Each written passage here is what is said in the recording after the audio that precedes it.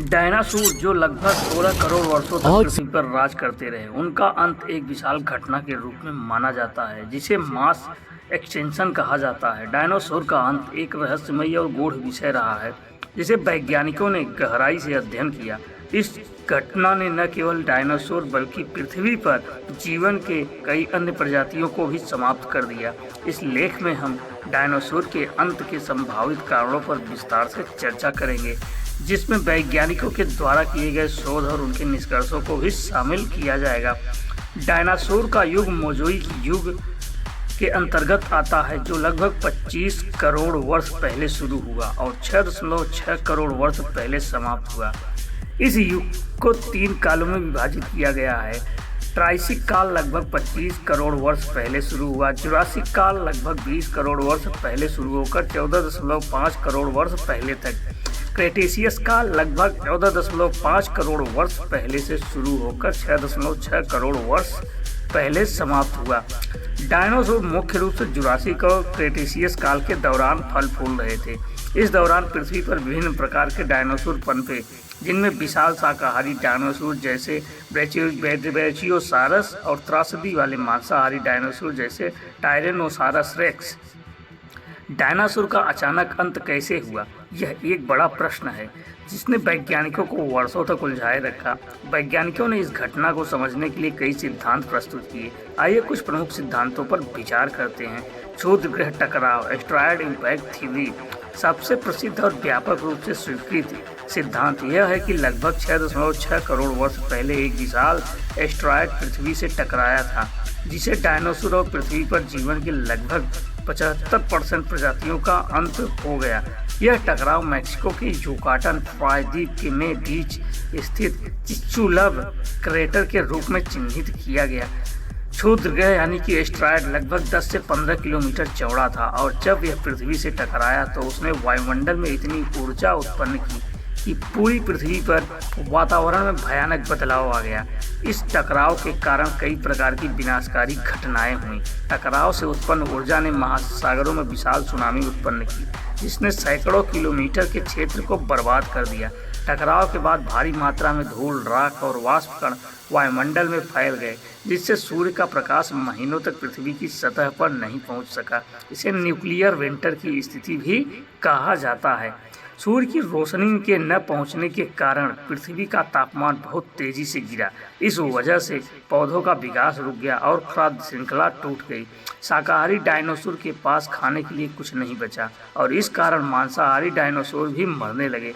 टकराव की ऊर्जा ने पृथ्वी के विभिन्न हिस्सों में आग लगा दी, जिससे बड़े पैमाने पर वनस्पति और जीवित प्राणियों का विनाश हुआ।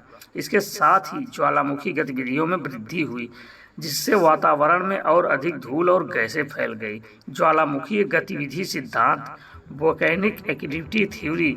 कुछ वैज्ञानिक मानते हैं कि डायनासोर के अंत में ज्वालामुखी गतिविधि का बड़ा योगदान है। इस सिद्धांत के अनुसार भारत के डेक्कन ट्रैप्स में ज्वालामुखी गतिविधियां अत्यधिक बढ़ गई थी, जो लगभग 6.6 करोड़ वर्ष पहले शुरू हुई थी और यह लाखों वर्षों तक चली।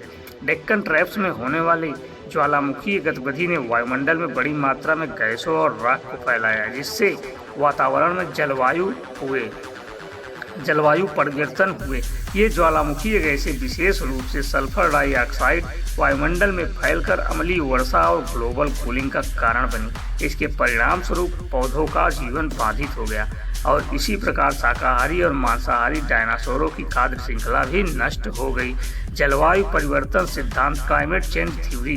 वैज्ञानिकों का एक अन्य समूह मानता है कि डायनासोर का अंत धीरे धीरे होने वाले जलवायु परिवर्तन के कारण हुआ था।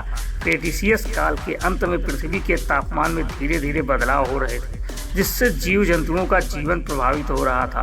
समुद्र का स्तर घट रहा था और मौसम के पैटर्न में बदलाव आ रहे थे। ये बदलाव धीरे धीरे डायनासोरों और अन्य प्रजातियों के जीवन को कठिन बना रहे थे और वे इन परिस्थितियों के अनुकूल नहीं हो पाए। समुद्र का स्तर और पारिस्थितिक बदलाव। क्रेटेशियस काल के अंत में समुद्र के स्तर में बड़े बदलाव हो रहे थे। समुद्र का स्तर घटने और बढ़ने से तटीय क्षेत्रों में पारिस्थितिक तंत्र प्रभावित हो रहा था। जलवायु में अचानक बदलाव के कारण समुद्री जीवों के निवास स्थान नष्ट हो रहे थे। इन पारिस्थितिकी परिवर्तनों का प्रभाव डायनासोर पर भी पड़ा, क्योंकि डायनासोरों की कई प्रजातियां तटीय क्षेत्रों में निवास करती थी।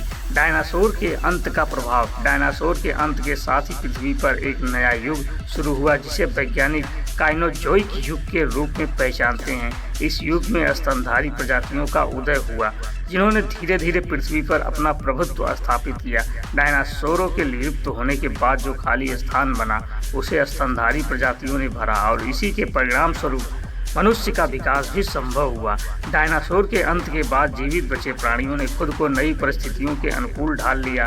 छोटे स्तनधारी पक्षी और सरीसृप इस नई दुनिया में फल फूल गए और धीरे धीरे नए पर्यावरण में अपने लिए स्थान बना लिया। डायनासोर का अंत एक विशाल और जटिल प्रक्रिया थी, जिसमें कई प्राकृतिक आपदाओं और पारिस्थितिकीय परिवर्तनों का योगदान था। क्षुद्र ग्रह यानी कि एस्टेरॉयड टकराव सबसे महत्वपूर्ण कारण माना जाता है, लेकिन इसके साथ ही जलवायु परिवर्तन, ज्वालामुखी गतिविधियां और समुद्र के स्तर में बदलाव ने भी डायनासोर के अंत को महत्वपूर्ण भूमिका दी। डायनासोर के अंत ने पृथ्वी पर जीवन का चेहरा बदल दिया। एक युग का अंत हुआ और नए जीवन रूपों के विकास के लिए रास्ता बना। यह घटना एक महत्वपूर्ण स्मृति के रूप में हमारे पास है, जो हमें याद दिलाती है कि पृथ्वी पर जीवन कितना नाजुक हो सकता है और कैसे बड़े प्राकृतिक आपदाओं के कारण पूरी की पूरी प्रजातियां समाप्त हो सकती हैं। तो दोस्तों, ऐसी ही वीडियो के लिए हमारे चैनल को सब्सक्राइब कर दीजिए, साथ में वीडियो को लाइक करना नहीं भूलिएगा। मिलते हैं अगले वीडियो में एक और ऐसी ही साइंस से रिलेटेड वीडियो लेकर। तब तक के लिए आपका दिन शुभ।